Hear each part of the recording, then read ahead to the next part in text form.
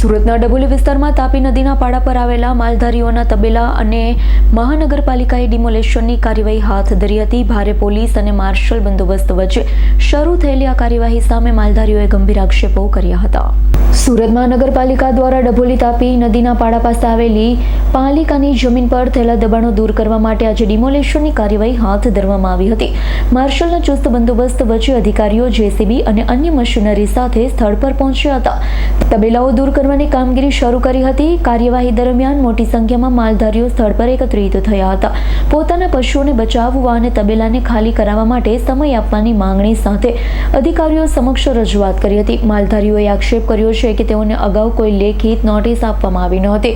સીધા જ ડિમોલેશનની કાર્યવાહી શરૂ કરી દેવામાં આવી હતી. તેઓએ જણાવ્યું હતું કે અમે મૂંગા પશુઓને લઈને ક્યાં જઈએ, અમને થોડો સમય આપવો જોઈતો હતો. અમે અધિકારીઓને વિનંતી કરી હતી પરંતુ અમારી વાત કોઈએ સાંભળી નહીં.